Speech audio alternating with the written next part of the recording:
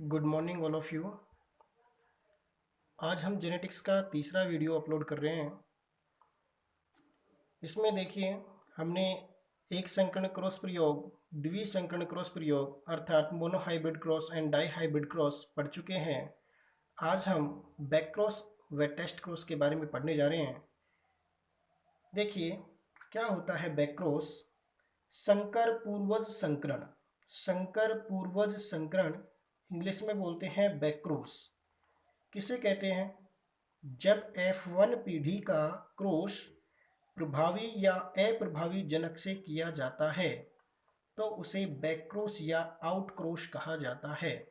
ध्यान दीजिए, F1 पीढ़ी हमने एक संकरण क्रॉस प्रयोग में देखा था। F1 पीढ़ी के अंदर जितने भी संतति पादप बने थे वो सभी विषम युग्मजी प्रकार के थे। आप अच्छी तरह समझ गए होंगे विषम युग्मजी यानी कैपिटल टी और स्मॉल टी, इसको हम बोलते हैं विषम युग्मजी। जब F1 पीढ़ी का क्रॉस प्रभावी या अप्रभावी जनक से किया जाता है तो उसे बैक क्रॉस या आउट क्रॉस कहा जाता है। तो प्रभावी जनक व अप्रभावी जनक का क्रॉस हो रहा है यहाँ पे जनक पीढ़ी में लंबे पादप और बौने पादप। देखिए, अर्धसूत्री विभाजन के दौरान जब किसी जनक कोशिका में अर्धसूत्री विभाजन होता है तो युग्मकों का निर्माण होता है। किस पीढ़ी में युग्मक बनते हैं? आप कहेंगे युग्मक पीढ़ी में। किस विभाजन से बने? अर्धसूत्री विभाजन से बने।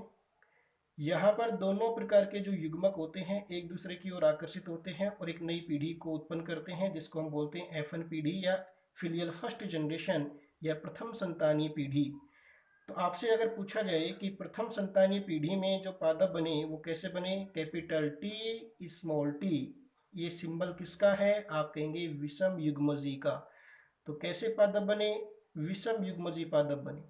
तो F1 पीढ़ी का क्रॉस जब प्रभावी या अप्रभावी जनक के साथ, प्रभावी या अप्रभावी जनक के साथ किया जाता है तो उसे बैक क्रॉस कहते हैं। तो यहाँ पर F1 पीढ़ी में कैपिटल टी और स्मॉल टी यानी विषम युग्मजी, इसका क्रॉस किसके साथ हो रहा है? प्रभावी जनक के साथ करा रहे हैं। तो देखिए क्या रिजल्ट बनता है F2 पीढ़ी में। F2 पीढ़ी बनाते हैं हम, ये कैपिटल टी ये स्मॉल टी, इधर कैपिटल टी। तो नर और मादा युग्मक हमने बनाए और इसका आपस में फ्यूजन करा रहे हैं, संयुग्मन करा रहे हैं।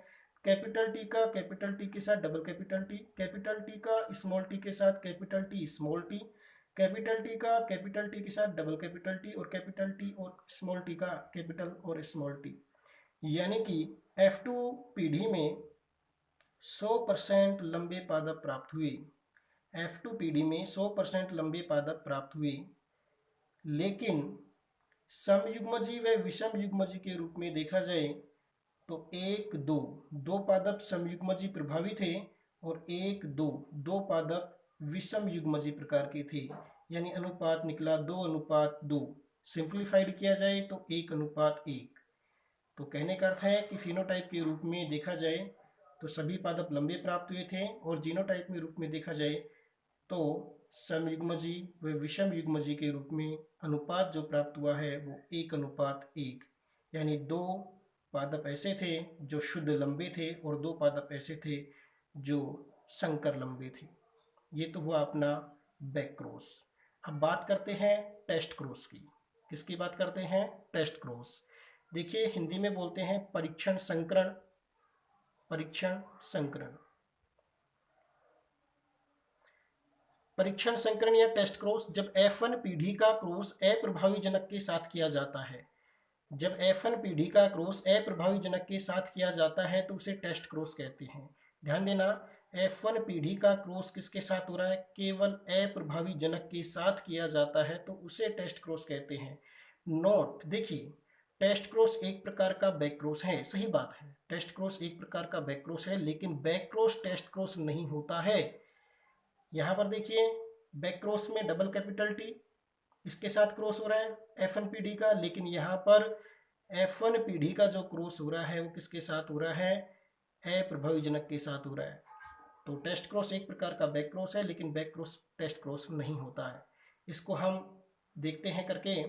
तो ये है हमारी जनक पीढ़ी। जनक पीढ़ी में प्रभावी जनक और अप्रभावी जनक का क्रॉस हो रहा है। प्रभावी जनक और अप्रभावी जनक का क्रॉस हो रहा है। ये लंबे पादप हैं डबल कैपिटल टी, ये बोने पादप हैं। वही जनक पीढ़ी से हम बना रहे हैं कौन सी पीढ़ी? युग्मक पीढ़ी। वही अर्धसूत्री विभाजन, अर्धसूत्री विभाजन होता है किसी जनक कोशिका में, तो युग्मकों का निर्माण होता है युग्मक जनन क्रिया के दौरान और युग्मक बनते हैं ये। तो यहाँ पर युग्मक बने कैपिटल टी, यहाँ पर बने स्मॉल टी। युग्मक आपस में एक दूसरे की ओर आकर्षित होकर संतानी पीढ़ी बनाते हैं। तो यहाँ पर F1 पीढ़ी का निर्माण हुआ और F1 पीढ़ी में कैसे पादप बन रहे हैं, वही विषम युग्मजीय प्रकार के। देखिए जो विषम युग्मजीय पादप है, इसका क्रॉस अगर डबल स्मॉल टी या अप्रभावी जनक के साथ कराया जाता है तो उसे ही टेस्ट क्रॉस कहते हैं। देखिए परिभाषा, जब F1 पीढ़ी का क्रॉस, ये F1 पीढ़ी है, F1 पीढ़ी का क्रॉस अप्रभावी जनक, कौन से जनक के साथ, अप्रभावी जनक के साथ किया जाता है, तो उसे हम क्या कहते हैं, टेस्ट क्रॉस कहते हैं। तो यहाँ से इसकी परिभाषा बनी। अब इसको हम F2 पीढ़ी बनाते हैं। कौन सी पीढ़ी बनाते हैं, F2 पीढ़ी बनाते हैं। तो capital T small T, double small T में एक स्मॉल टी, इन दोनों युग्मकों का फ्यूजन हुआ कैपिटल टी स्मॉल टी, इसका इसके साथ हुआ डबल स्मॉल टी, इसका इसके साथ हुआ कैपिटल टी स्मॉल टी, इसका इसके साथ हुआ डबल स्मॉल टी। तो कहने का अर्थ है टेस्ट क्रॉस का फिनोटाइप व जीनोटाइप अनुपात 1:1 प्राप्त होता है। अर्थात यहाँ पर दो पादप संकर लंबे हैं और दो ही पादप कैसे हैं, बोने हैं। तो अनुपात क्या निकलता है, 1:1, यानी 50% पादप संकर लंबे और 50% पादप बोने प्राप्त हुए। Thank you for watching.